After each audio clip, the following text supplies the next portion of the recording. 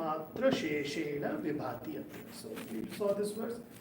It was saying that know this body, known to be as the subtle body, is also known as the linga sharira.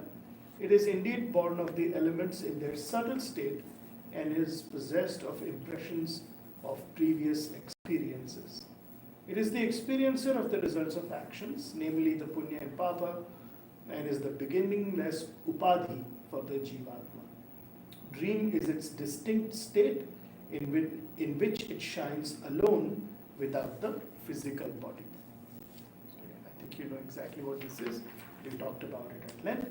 So this week we are looking at this particular verse which says, Sarva Vyaprati Karanam Lingam Idam Syad Chidatmanah Punsaha Vasyadikamiva Takshanas Tenaiva Atma Bhavatya Asango Ayam. Sarva Vyapriti Karanam Lingam Idam Syad Chidatmanah Punsaha Vasyadikamiva Takshanah Tenaiva Atma Bhavati Asango Ayam. Okay? So that's the verse that we are looking at. It is continuing to talk about what? What is the subject matter? Lingamidam. What is Lingamidam? Lingamidam is the Sukshma Sharira, the subtle body. Why the word Lingam? Identity. It's an interesting word. What does the word Lingam mean? Gender in some sense. Sometimes Loosely gender. translated. But is it not as chinna, like That's the representing? correct translation is the symbol. The one that indicates, the indicator. So, for example, it is called as the Linga Sharira because it shows that the person is alive. Because between the dead body and the live body, the difference is the Linga, the one that indicates that it is life. So, Sthula Sharira, only when inhabited by the when combined with the Sukshma Sharira that is working, will give you a living person. So, there is no visible, observable, well, there is no visible difference between a dead body and the living body, with the exception that the lingam is there, the indicator of the living person. What is that indicator indicating? That indicator is indicating that the punsaha is there. And what kind of punsaha is it? What kind of jivatma is? It is a chidatma. It is one that is conscious. Is the conscious created by the linga sharira? No. It is just reflecting the consciousness that is everywhere. But is this not confusing here then? You're saying that this lingam is indicating that consciousness is in it. This No. lingam is indicating that the person is living, that the jivatma is there. The jivatma is there. That's Correct. what it's saying. That's right. It's not saying that No, consciousness. no. Consciousness pervades the dead body too. Equally. Yeah, exactly. That's Yes. right. So it cannot reflect. It is reflecting a aspect of consciousness that. So we've talked about the fact that consciousness does not have adjectives. At the same time, there are some words that we help to understand. They are referred to as. What is the word I'm looking for? It's not adjectives. Indicator variable. It's a lakshanas. They are called lakshanas. Lakshana in Sanskrit, the technical term is lakshana. Lakshana does not mean that it's describing it, it is indicating it. Lakshana means it's pointing out to it, or it is an indicator. It is not, so it is not like Sat is an adjective of Atma or Chit is an adjective of Atma. But Satchidananda is the lakshana of Atma. In that sense, when you are looking at the Sukshma Sharira, it has the ability to indicate this aspect of our consciousness. Because the dead body is equally pervaded by Atma, but it is indicating the Sat aspect of Atma, existence. When you die, your body does not disappear. It doesn't just go out, blink out of existence. Things do not blink out of existence and things do not blink into existence. They follow a process, the mechanics of interchangeable creation. But that existence never blinks out of existence. In fact, to even say that sentence, that existence has to be assumed. So there is the Sat aspect of Atma, there is the Chid aspect of Atma, and there is the Ananda aspect of Atma. What is the Ananda aspect of Atma? You'll understand it better as an ananta part of Atma. Indicator. What does ananta mean? Ananta means one that is not bound. What does binding mean? Well, things are bound. I can have something that is pervading all of space, but it is bound by time. I can have something that is pervading all of time, but it has a beginning and an end. So bounding means one that defines the constraints that is placed upon it. There is an aspect of Atma or a lakshana of Atma that indicates that it is not bound because it has no attributes. Since it doesn't have any attributes, you cannot bind it. So beginning and the end you mean in time. Yes. And then space you can have. Time itself is, when you talk about beginning and end of time, you presuppose existence. Yes. And so Atma is in the presence of which time has its existence. Yeah. So what is the beginning of time? That's what it is. Yeah, so it's a concept we made up. We made up. So there is no time as such. Correct, exactly. It's like asking the question, can you pinpoint the exact time when you woke up? Yes and no. When I seem to be awake, I'm already there. Right? Yes, I could set up some sort of a machine that captures my exact time instant that I woke up. But the waking up part was sort of a, it's like something that goes on, and it's a little bit of a nebulous creation that occurs, and then you're awake and you're saying, okay, I'm awake, I'm up. Does that make sense?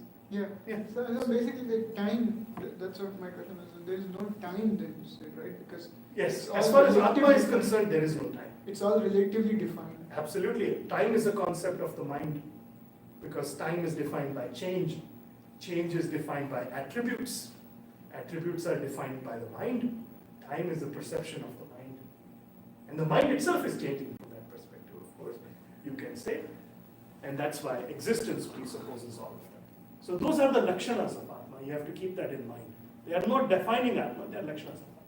And off of these, you could say that the Linga Sharira has the ability to reflect the Chid aspect of Atma a little more clearly. Right? Because the Chid aspect of Atma is evident in the living body, but not in the dead body. What is Chid aspect again? Awareness, Okay. consciousness, what we call, actually I should put it, intelligence. Intelligence, right? Because consciousness is such a difficult thing to define without intelligence. And what is intelligence? Intelligence does not mean 2 + 2 = 4. Intelligence means awareness. You tap the person on the shoulder and they'll turn around and tell you what? Or they'll turn around and tell you what? Depends on their mood, right? If you've woken them up, they'll tell you what? Why you wake me up? And if they're ready to play, they'll say, what? Where do you want to go? But that ability, that awareness of them, you tapping and them turning around and saying, what? That's the intelligence that shines through. And intelligence is always made up of awareness. Because even before they could turn around and respond, the tap conveyed something to their intelligence, to their mind, to their antakarana. That vritti occurred that I have been tapped on. And that vritti is flooded with awareness. That vritti is flooded with awareness or consciousness. And so, what kind of jiva? Syat chidatmana. One that is awake, one that is awareful. Lingamidam, this sukshma sharira is a sarva vyaprati karanam. The key word there is karanam. Karanam means what? Instrument. The sukshma sharira is like an instrument for the punsa, the jivatma, who is reflecting that awareness. What kind of a karanam instrument is it? Just like a takshana, a carpenter, has a vasi adi ekam eva. That means what? Chisels. This in Sanskrit they're saying just like tools for a carpenter or tools for anybody who does any trade. Same way, the sukshma sharira is like a tool for the jivatma in this lifetime. It is essentially a karana, which we already understand because we use the word antakarana for it. The antakarana. So just like any other tool for the carpenter, it is a tool for that living individual, for that punsa, for that jiva. And te naiva atma, but this is to be understood that in spite of it being a tool in the hands of that jivatma, the Atma itself remains unattached. Asangohaya. It is not tainted, or it is not influenced, or it is not disturbed by the use of that tool. So there is Atma that is Asangohayam, there is Atma that is the Jivatma that is using the Sukshma Sharira as a tool, just like a carpenter is using chisel, etc. as a tool. So that's our understanding of the Sukshma Sharira. The Sthula Sharira and the Sukshma Sharira, both of them are models. We've talked about this earlier. This is, in this case, a particular model that talks about the Sukshma Sharira. So I guess the question should be, if I could separate, I know I can't. It's like asking you to jump out of my dream, which can be done apparently in Nightmare on the Elm Street. If you've seen that movie. When I was a little kid, I used to love watching Nightmare on the Elm Street. I don't know if you're even aware of it. So I like watching horror movies. I'm probably one of those few people who enjoys watching them, and I like to watch them at night when it's totally dark. One of the best experiences I've had of watching a horror movie was I had traveled abroad. So I was in a totally foreign country, in a totally foreign bed, in a totally foreign room. I had no idea where anything was. And on HBO or something, they were playing Insidious. And I watched it. And it was the best experience. And then I called it all alone. All lights switched off. I paused the movie and said, I've got to make this really scary now. And then I watched it, I enjoyed it. So there is a movie called Nightmare on the Elm Street. I'm sure you're familiar with it. The bad guy in there is Freddy Krueger. He shows up in your dreams and he kills you in your dreams, but if he kills you in your dream, you die in real life. But the main character in the movie finds a way to bring them out of the dream.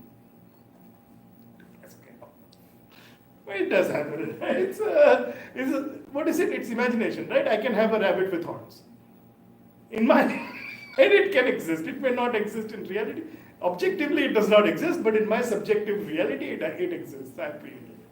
So just like that, I have the ability to, so this Sukshma Sharira is the one that obtains in the, so let's say, by some magic, I am able to separate the Sukshma Sharira from the Jiva. What? So last time we talked about reincarnation. We talked about what is rebirth. And the question was, what exactly is rebirth? And you saw the video where Swamiji says it's a Sukshma Sharira. Okay, I understand. But what exactly is the content? What is the packet of the Sukshma Sharira? We asked Swamiji and he said, basically, we looked at the verses from, you can either take Tattva Bodha or you can take Vivekachudamani, and they'll tell you that there are the Panch Pranaha, there are the Panch Karmendriyas, Panch Jnanendriyas, Buddhi, Cha, Manas. But what is left behind is Chitta and Ahankara. Chitta and Ahankara, honestly, is everything for the Jiva. But let's say that I have managed somehow magically to separate out the Sukshma Sharira as defined from the Jiva. What will it be? What will it be like? It will be a machine. It will be a mechanical program. So it will be like a chisel without the carpenter. Exactly. Or you could say that it will be just like the Sthula Sharira. It will, even when I die, my body continues, my nails continue to grow, my teeth continue to grow, my hair continue to grow, until they figure out that, oh, this person's dead, we shouldn't be growing anymore, right? My mind, so same way, just like if I separate out by magic somehow the Jiva from the Sukshma Sharira, if I were to be able to draw the line between the Sukshma Sharira and the alive individual, the Sukshma Sharira is nothing but a machine. That's important to be understood. Sukshma Sharira is machine. Is it nothing but a tool? Nothing but a machine. That includes the manas and the buddhi. A tool for who? A tool for Punsa. If I manage to separate it, I can't, I know that. It's more like a software for Punsa. That's exactly the analogy he gave last time, right? He said the body is like the hardware, the software is. But then the question is, did the Sukshma Sharira ever say that I am unhappy? The Sukshma Sharira will tell you I have pain. The Sukshma Sharira will tell you that I am ticklish. But the Sukshma Sharira will not be the one that tells you, I am disappointed with my lot in life. The Sukshma Sharira is not the one that makes the judgment, I am small, I am insignificant, and therefore I am unhappy. That is not being done by the machine. That is being done by the person. What kind of person is that? That is a person who has not yet been able to clearly draw the line between the Sthula Sharira, Sukshma Sharira, Karana Sharira, Maya and Atma. They have not been able to draw the line between them. It has all become one hodgepodge. And in that hodgepodge, that individual is standing up and saying, I am unhappy. So if you tell that individual, let me show you all the parts and pieces of this machine. You tell me who you are now. The answer will always come back when explained properly. You will say, I am Satchidananda Atma. Because I am that existence in whose presence the Sukshma Sharira is there. I am that existence in whose presence the Sthula Sharira is there. I am that awareness in which my mind is able to think. I am that awareness in which my chitta is flooded with consciousness. I am that awareness in which my ahankara is standing up and saying, my name is Mr. X. And then if he pauses for a moment, he will say, well, all of those things, they come and go, but I never come and go. I do not seem to have any of the constraints. When I am happy, I am complete. When I am unhappy, I am complete. My completeness has never varied depending upon my thoughts or emotions or perceptions. So you're saying it's the Atma which is saying I'm happy or unhappy. It's not the Ahankar which is saying I'm happy or unhappy. It is the Jiva who has avidya and who thinks himself to be unhappy is the one that's talking. So the Jiva who's The Jiva is talking, not the Ahankar. You could say, so ahankara comes and goes, right? For example, we've talked about this before.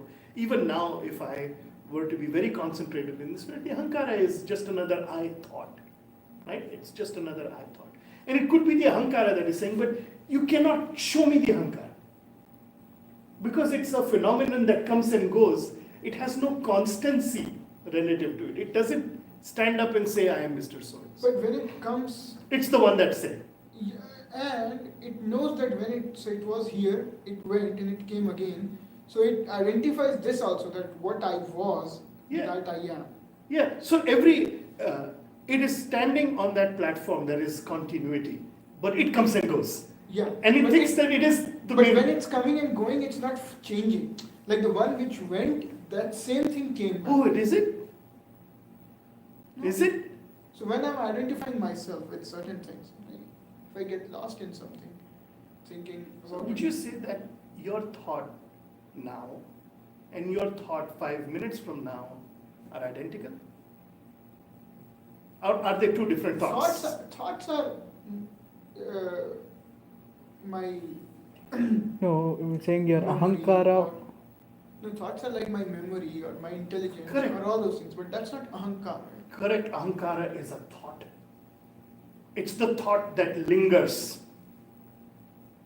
That's the big thing to be understood. That whenever ahankara is present, it is present as a thought. It is the thought that lingers. And it seems to be constant, but it's not. So you're saying when this thought gets suppressed or when it gets So lost, just like any other thought. so Thoughts come and that's go. another thought going, and then a new ahankara comes up. So throughout our life, are we generating, somehow creating multiple ahankaras and destroying them and creating? Tell me. Are Look you a at your fifth own- standard student? Your understanding and experiences as the person who was in India is different from your understanding and experiences here. But there is something that remained constant. Yeah. What was that remained constant? The one that remained constant was the one who is simple, awareful witness. And that is something we So, always keep talking about in our head itself, right? Like this is what our life is, this is what we are doing. No, those are all thoughts. And Yes. they're continually So, missing. but that is also continuous, right? Those are all thoughts, but that's also continuous. What you're saying is something which is never changing. So if you go to sleep, all the thoughts are gone. Yes. When you are dreaming, there is a completely different ahankara. But is it not like that those thoughts are being stored in the memory? Sure, When I'm waking up, those thoughts are being loaded again. sure, but once it is gone, what comes up is just another instant creation. Fair enough. Of the same thought. Of the same thought, it looks like the same thought. I'm not sure that you are looking at the fact that what you were yesterday is not what you are today. You have changed, but something has remained constant. Yes, that always people also think in back of their head that So what is the one that remains constant? That's why I said it's a thought exercise. I cannot separate the Sukshma Sharira from the Jiva. I cannot separate out the Sukshma Sharira from the Atma. And so people will tell you that you need to get all of your thoughts to stop. And then you will see Atma shine through. No. No. Because Atma it's never hidden by those thoughts. It's never covered by those thoughts. It's always the fabric of those thoughts. The fabric of those thoughts has never changed. The material, the sad-vastu from which that thought has been made, and the sad-vastu that is aware of those thoughts, that has never come and gone. It has always been here. Within that underlying reality which never changes, we mistake the ahankara to be constant. It's very interesting that in our culture, we name our children Rama, Krishna, Ganesha, Akshaya, Shiva. By the way, those are not your names. They've never been your names. Can you take possession of that name? It doesn't even have anything to do with you. You might as well be a number. Your social security number is more unique to you than your name. Because your parents and your culture is reminding you there was never anything unique about Ahankara. It was always made up of Ishvara. That's why the names are like that. That's why we name our children like that. Sometimes I will sit in a meeting and somebody will say, oh, I can't read this Indian name because it is, Brahmapurnam. That's a fantastic name like that. And they'll say, why do they name their children like that? I say, just tell them. If you understood the name of the meaning, the meaning of the name, you would realize that the entire Srishti has been placed in that person's name so that they would unravel it. Why is your name Shiva? Are you Shiva? Yes and no. Because the content of that Shiva has always been Atma. That's why no unique names are given. That's why it's all Mr. Vedavyasa. Vedavyasa, whether he was a person or a committee or a university, I don't know. Or a printing press. I don't know. And the individual who has understood the nature of Atma is saying, what do you want to know? When you say, I am Mr. Vedavyas, he says, it's irrelevant. It's irrelevant. When I am here, I am Atma. When I am gone, Atma is here. The next person who comes is also Atma. What do you want? That's why the Indians never wrote down history. There is no itihasa that you ask about itihasa, we'll say we'll talk about Ramayana, talk about Mahabharata. There is no history to be written down. There is no unique jiva that is different from every other jiva. That's why we name our children like that. It's hidden in their name. That dude. The ahankara is the biggest joke in the world. It takes itself very seriously until it realizes, oh wait, I am the I thought. Even I come and go. All thoughts come and go. If I am not constant and if I come and go, then who is it that stays? Who is it that stays, remains unchanging, unattached? One more PhD added in front of your name. 2 more awards added in front of you. Makes no difference to the person who truly is there. I say, I am who I am. You can stick all the awards on me and they don't stick because I am Asanga. You cannot touch me. This is the word of matter and objects. I do not, I am one higher order of reality than that. That's the message that is being given. If I could separate the carpenter from his tool, I would find that the tool is Jada. It has never been alive. It's only ever been the carpenter who has been alive. And that carpenter is of the nature of Satchidananda Atma. That carpenter does not come and go. That carpenter stays. That carpenter subsists in the dream state, in the waking state, in the sleeping state. That doesn't go anywhere. So what about this Nashwar world? This world that is subject to continual change, where does it come from and what it is like? It is avyakta namani paramesha shakti. Is the Sukshma Sharira imaginary? Or is it real? And the answer is, it is neither. It is neither imaginary nor unreal. It is being created by the Shakti of Ishvara. Brahman, with the power to create, which is referred to as Maya, becomes Ishvara. Does that make sense? So that's our understanding, is that Brahman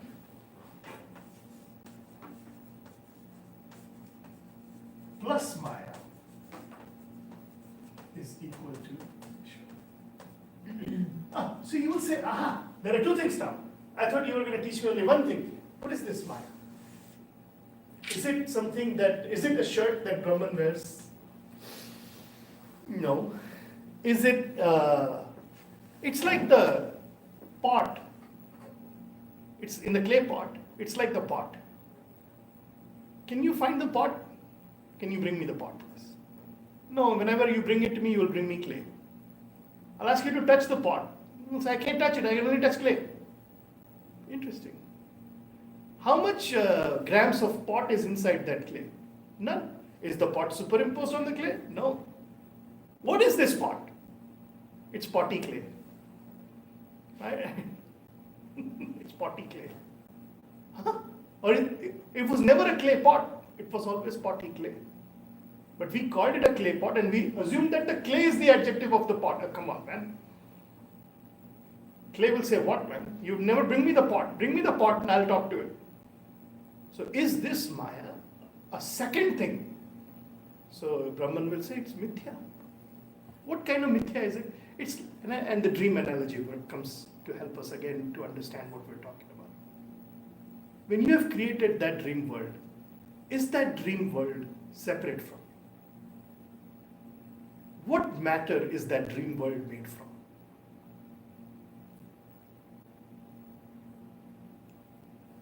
If I were to say that this is the awareful you, and this is your dream creation, can you tell me what Maya was in that instant? It was the creative capacity of the mind to create the dream world. Brahman plus Maya is Ishvara. If you're talking about Satchidananda Atma, we are here. As soon as you say, but what about the Sukshma Sharira? He'll be here. As soon as you talk about the Jagat, we will be talking about Ishvara. When we're talking about Satchidananda Atma, we'll be talking about just Satchidananda Atma. From the perspective of Satchidananda Atma, nothing's happening. Because everything is the same.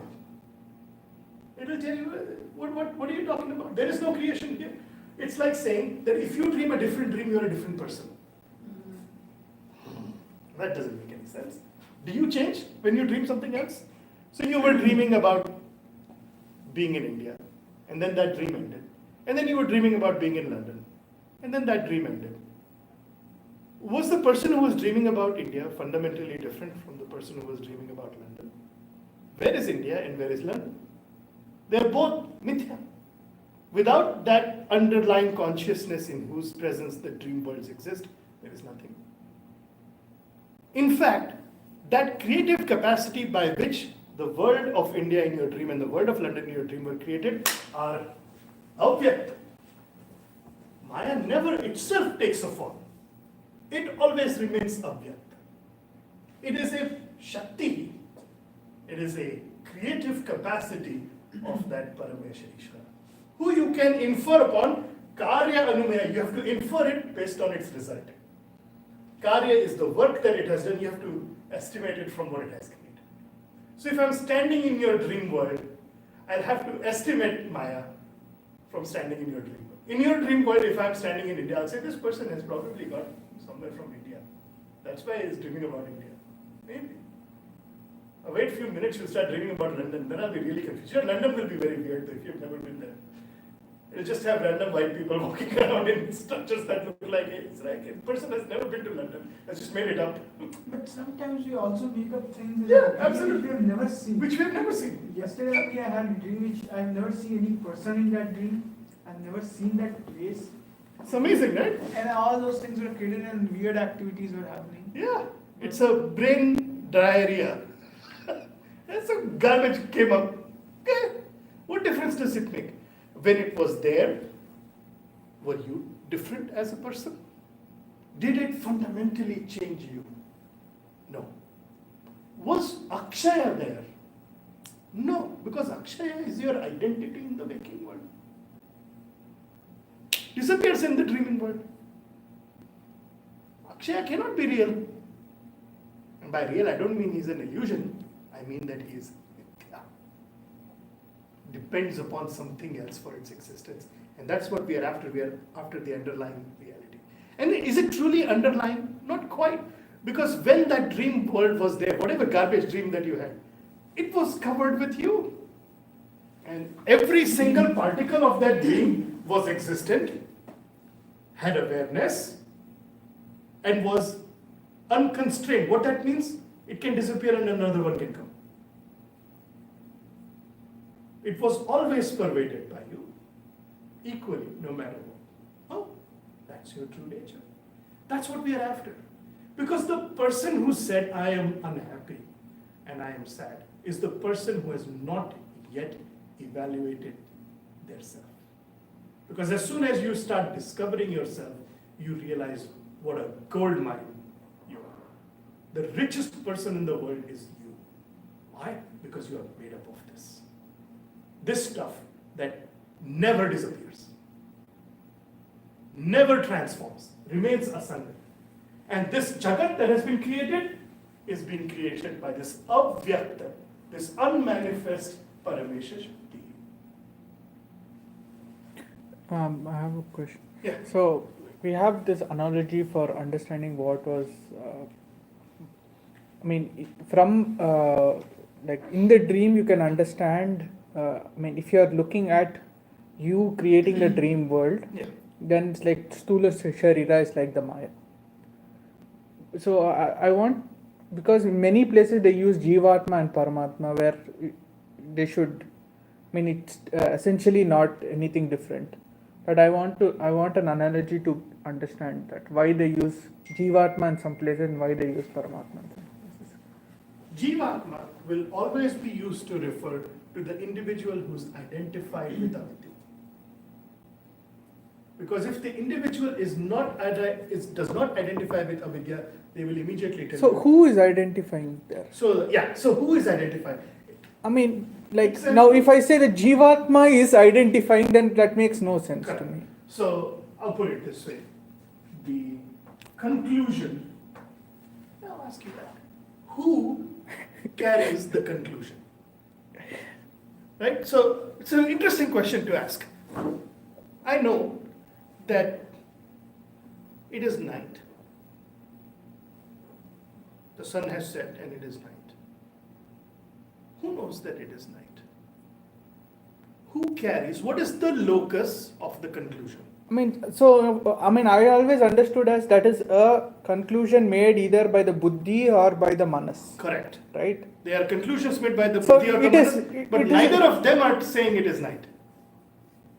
No, it could be a thought that someone is saying it's night. The jiva is just somebody is saying something. Absolutely. I am enabling them to say I'm something. enabling them, but in this case, the conclusion is about the self, right? So it's more than just the thought. You're not thinking that you are Shivram. You know that you are Shivram. You are identified with Shivram. You understand the identity of Shivram and you're saying, I am Shivram. Fair enough. And no matter how much and how well you understand Atma, you will continue to be able to say, I am Shivram. It will always be a fair statement. Does that make sense to you? That there is no magic that makes the Jivatma disappear. Does that make sense? No. No? So perhaps I have not understood your question. So your question is, who is The unenlightened person, or who is Jivatma? What is your question? My question is who is Jivatma? So when they refer to Jivatma, why do they make this distinction that this is Jivatma or Paramatma? That is the first question. Who is referring to it? Maybe I mean here, Pumsaha you Yeah, said. so here we are talking about the Sukshma Sharira. So the verse is specifically talking about Sukshma Sharira. So it's defining what the Sukshma Sharira is. It is like a tool for the carpenter. That's what it's talking about. And in this description, the Jiva is the Punsaha that is possessing that. So let me ask you this way: Is Pumsaha the reflection or the sun? That is the question. Is Pumsaha the reflection or the Sat? Sun. Yeah, in the bucket exam. So we said that understood. war. So this is a very good question. So let me ask. I'll draw you a picture. I'll draw you the water like that. Draw the big sun here. Now draw the big sun. Fair enough. Yeah? I don't know where this will go, but okay. No. This is good. This reflection is Punsa. 100% agree with you. But I gotta ask you. You're seeing the sun here, right? The reflection of the sun in the water. And we're saying that is the Jivatma because it is alive. It is walking around, it is saying things. So yeah. This is the reflection of the sun. Yeah. Can you tell me what this reflection is made of? I mean, so from my understanding, for me, that is it's because of Sukshma Sharira. It is in the Sukshma Sharira. Is it? Is it? If we remove that, Sukshma Sharira, then this reflection won't be there. The reflection won't be there, but is the sunlight gone? The sunlight has never gone. The Sukshma Sharira had the ability to reflect it. And it looked like there was a beautiful little sun representing each individual jiva. So now the question is Paramatma the sun or the sunlight? Yeah, it's the same. In this case, it's not like there is a physical object. It's awareness, right? Yeah. So we're talking now. When you say sun or sunlight, how do you distinguish between the two? Yeah. The sun is also just this light. The sun is also just the sunlight. Yeah. It's the source of the light in this particular analogy. But what's important to be understood here is that what you're looking at, and you're saying that this is an independent reflection of the sun. Well, then it's not. It is made up entirely of sunlight. In fact, the water has no ability to give light. No ability whatsoever to give light. Any light whatsoever is the presence of that. So now who has the avidya? Who has the avidya, right? Or I mean, yeah. So in this case, this whole sangathan is being referred to as jiva. This whole thing together. And this jivatma is saying, right next to me is a very big pot that has a very big quantity of water and reflects an even bigger sun than me. This pot is looking at this pot and saying, I am not significant. I am unhappy because I want to be able to reflect sunlight even better. So is it the pot saying or is it the sunlight? The sangathan, it has to be together. When it is together functioning, only then is the Jivatma going to say, hey, I have an issue. Does that make sense? It is not like the bucket is saying, it is not like the water is saying, it is not like the sunlight is saying, it is the collection. So you must have seen. So that is the question. Why is it not the water that is saying? Why is it the water does not have a sense of identity, right? So the water is not. I mean, it does, right? Ahankara is there. So if just a few moments ago I said, so what did we say? The Sukshma Sharira includes everything but the Chitta and the Ahankara. So Buddhi and Manas are included, they're part of the machine. Chitta is this repository of memories that is also present in the same Jivatma locus as well. And the Ahankara is the one that comes and goes. But there is a conclusion sitting in there, that every time it comes, it picks up that same conclusion and goes. And that conclusion is incorrect. Does that make sense? So, okay, in this, I have this question of why is the chitta, if you can say, the chitta is not reincarnating and the ahankara is not reincarnating, in sense that it is still attached to the body, so it is not leaving. So, if you consider bucket as the stula sharira, the chitta and ahankara is a property of the bucket. Can you say that, or it is? I guess the analogy is falling apart as you are speaking. So what I want to understand is why is it this misunderstanding in the jiva? Why are you saying it is the misunderstanding with the whole entity? Right. Why is it? So this misunderstanding is anadi avidya, trigunatmika para. Because whenever we are talking about jivatma, we are talking about the physical body, the sukshma sharira combined with, we're talking about jagat. We're talking about Maya is always present. As soon as you talk about a Jivatma, you're talking about someone that is in the presence of Maya. And this Maya is Anadi, it is beginningless. And it is beginningless avidya. Does that make sense? So it's an Anadi avidya that has got trigunatmika para. It has got three gunas, which are to be understood from the effects. Karya anumaya, they have to be understood from the effects that it is producing. So the aim, people who understand refer to it as Maya. Whenever you talk about Jivatma, that Jivatma will always be a Sangathan of Maya and Anand. So my question in this sense is, so Sukshma Sharira is in Maya. When we are not in that sense, we have already come to Ishvara when we talk about Sukshma Sharira. When we talk about Jagat, we are already there. Yeah, when we're talking about Jagat, already there.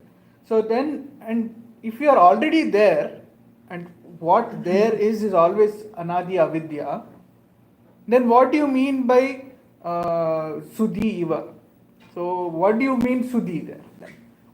If you are already there in that realm, then where is Sudhi? What do you, now again the question will come, who are Sudhi? Now in Bhagavad Gita there is, this person is. Who understands the difference between what is Maya and what is Brahman? Or understands what is the true nature of the Jagat? So understands the difference between Jivatma and Paramatma. Is there a difference? Your original question is what is the definition of Jivatma and what is the definition of Paramatma? That is clarified. I mean, this whole thing is Jivatma. Yes. This encompassed of all this is Jivatma. Correct. That is Paramatma. Now, in the Jivatma, who is making this in mistake? your understanding, then Paramatma is separate from Jivatma? No. Because you're saying that is Paramatma and this is Jivatma. Well, not exactly, because without sunlight, this is nothing here. Well, the sunlight is not just the one that is reflecting on the surface. Sunlight is there over the entire board. Even that bucket is pervaded by sunlight. Paramatma and Jivatma, you cannot draw the line between them. So Paramatma pervades all of it. If this analogy helps in certain ways. You can switch over to a slightly different analogy, which is referred to as the ocean analogy. So when we're talking about waves in the ocean, the individual waves are what? Are the Jivatma. The ocean is the Paramatma. And water is Brahman in that analogy. So you can point to a wave and you can say, why did this wave arise in the ocean? What is the answer to that? Ask the ocean. Fair enough. Because you drew a line between the wave and the ocean. I would like to know where is the boundary that you drew between the wave and the ocean. See, we have a habit of discretizing things. Mm-hmm. Even in this analogy, for a second, Paramatma went and sat in the sky and became the sun. Yeah. But he's not. This analogy fell apart right there when you do that. Because then you have to switch over to the analogy of water. And you have to understand that Paramatma is the ocean, the waves are the Jivatma. And water is that Brahman that we're talking. So let's bring it into a world of reality. Let's bring it. I mean, sometimes it feels like Vedanta is trying to confuse us. It brings all the discretizations. It's a discretizations cause. So let's take one step back. I'm just complaining unnecessarily. I understand. Let's take one step back. And let me ask you something else. We are here right now. You're a Jivatma. He's a Jivatma. I'm a Jivatma. Fair enough. Do we see space? Yes. Do we see time? Yes. Where is Paramatma? Where is Paramatma? Who is the one that is saying, I am the Jiva? You are. He is. I am. Where is the Paramatma? Is he in the sky? Is he in the space? Is he in the time? Where is he? Paramatma is right here, enveloping all of us and more. Enveloping not only us, but the table, the law of gravity that I'm sitting on. Now you ask me, if I understand all of this for a second, who is the locus of that understanding? Who is the locus of that understanding? It's the same person who said I am Jivatma and I am separate from Paramatma. Do you see the difference? Yeah. The one who has avidya is right there, and the one who has vidya is also right there. And whether they have vidya or avidya doesn't change that Paramatma pervades everything. Does that make sense? So it's forget all the analogies and make it very real right in this instant in time. The awareness in whose presence you think you know, and the awareness in whose presence you don't know, and the awareness in whose presence you have vidya and avidya, both of them, it is irrelevant. From when Paramatma enters into the picture, he says, hey, I will eat up everything. Yeah. So what has the vidya and avidya are the same thing. That's why it is Brahman plus Maya. Correct. Because both are there itself. Correct. And vidya and avidya cannot touch Atma, because it will always remain Satchidananda. When I know I am Satchidanandatma, when I don't know I am Satchidananda. When I know I am Ram, I am Satchidanandatma. When I know I am Ravan, I am Satchidananda. Whether I am Ram or whether I am Ravan, I can be the arrow, I can be Sita, I can be all of them at the same time. That's the beauty of it. It is an all-encompassing embrace. And not imaginary. Very real, because it is here in this very instant. If all of the theory and all of the words start to confuse you, do what I do. Just convert it into reality in that instant in time. And you will realize that the one who thought that I am Mr. X is the same person who's going to say, I understand. I am not Mr. X. I am not just this body. I am not just this Sukshma Sharira. I am not just the knowledge in the books. I have always been, and I will always be, that Satchidananda Atma in whose awareness both Vidya and Avidya have their existence. It takes you to a different plane. Yeah. It is not on the same plane of understanding, it goes orthogonal to it altogether. And then the question becomes, who is the Jivatma? How do I answer it? It's the same person. Okay. Who is the Jivatma? Who is the Sudhi? It's the same person. Whether that person knows or does not know, it stays the same. And if you ask that person, are you Mr. X? He will say, yes, right now I am. And if you tell Mr. X, aren't you supposed to go home at 7 p.m.? You made a commitment to go home. Mr. X will say, yes, I forgot, but I did. I need to go eventually, right?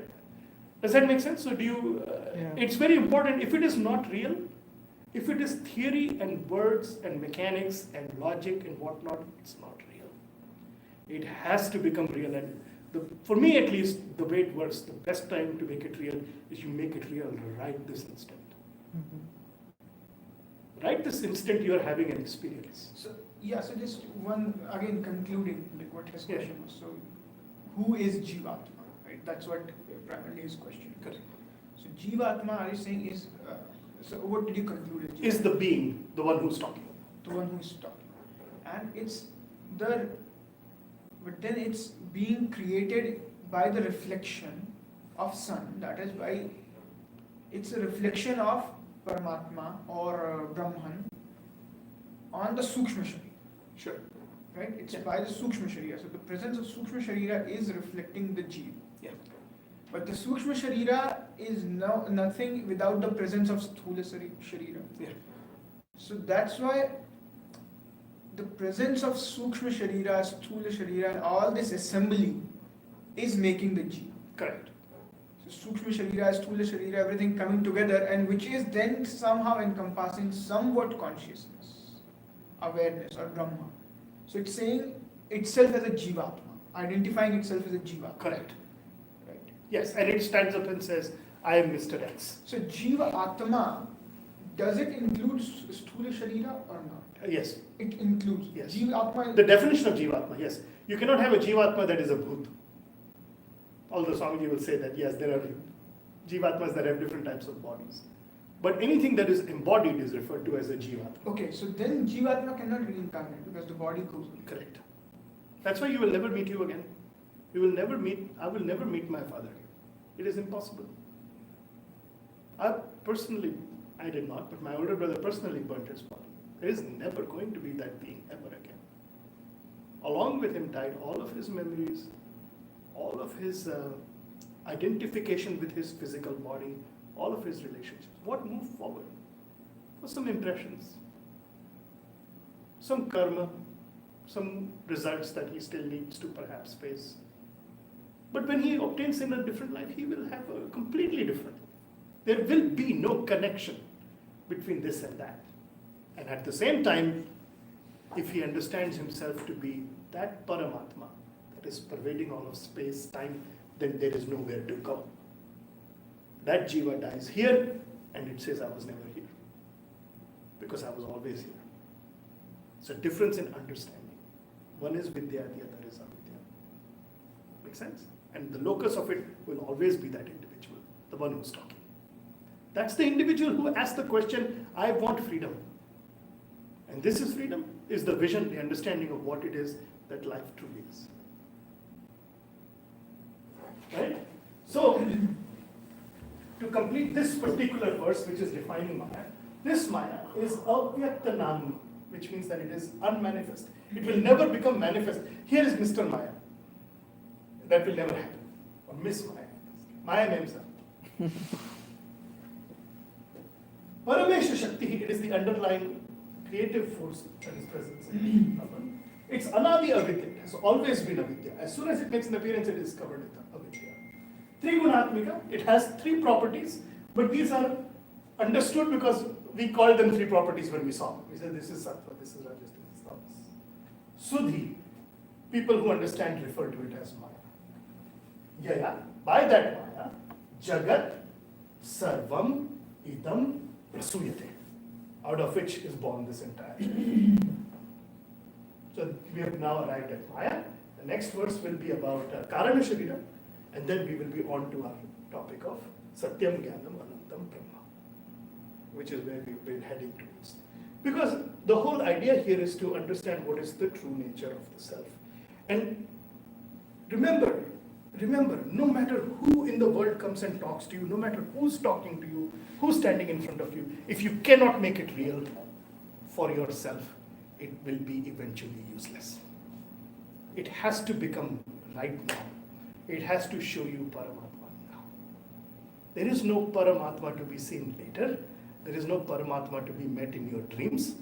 Of course, if you meet, he provides everything, so he can meet you there also. He may say, I chose not to come. I will meet you in your dreams. Fine. But it has to be here, right now in this instant. If there is no, if the knowledge is not fructified here and right now in this instant, it won't work. That's why it's called Jnana Yoga. Buddhi Yogam Tam Pradam. Ishvara blesses them with Buddhi Yogam, the ability to understand it right now, right here. And as soon as you realize the presence of Ishvara pervading the entire universe, pervading this conversation, pervading this space, this time, this object, the laws of gravitation and everything, Ishvara has made his grand appearance. Oh, Ishvara will. It's just like Arjuna did Vishwa Avatar. He ate up the entire universe right in front of Arjuna. Only problem was, Arjuna saw him different from himself. And he said, I'm scared. If Arjuna had understood that Arjuna was also right there in that same, it would have been a different story. Bhagavad Gita would have ended with 12 chapters. We wouldn't have had the last 6. But because he got scared, he had to teach him a little more. That Vishwavatara will appear right here. And as soon as that Vishwavatara appears, the whole Jagat is pervaded by that Ishvara. You will ask, but what is the essential nature of Ishvara? Ishvara will say, I have always been Brahman. I have always been that Satchidananda Atma, that existence, that awareness, that constraintless reality that cannot be constrained by Maya, which is just one of my Shakti, Paramesha Shakti. So that's the way it is to be understood.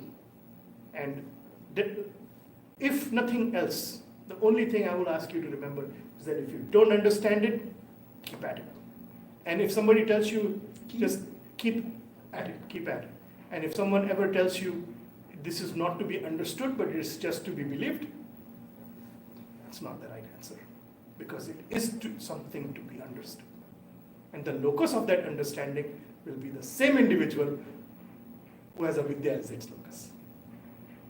And whether he has vidya or avidya, he will say, I am. Satchidananda Atma has never changed. It has always been the same.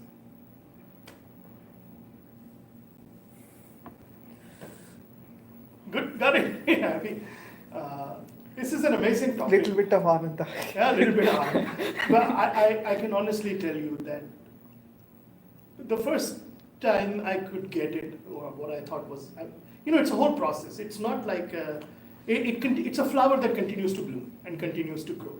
You can truly say that it's a Sahasra Nara Chakra, which means that 1,000 petals will light up, and it takes a little bit of time to get there. It takes a little bit of time to bloom. But the first time you get it, it's a matter, you really get a lot of kick out of the joke that the Ahankara is. Because before that, you think you're Mr. X. Yeah. And then you realize that was the actual joke on the words. Okay, so we do our Shanti Path and Om Purnamada Purnamidam Purnat Purnamudachyate Purnasya Purnamadaya Purnamevavashishyate Om Shanti Shanti Shanti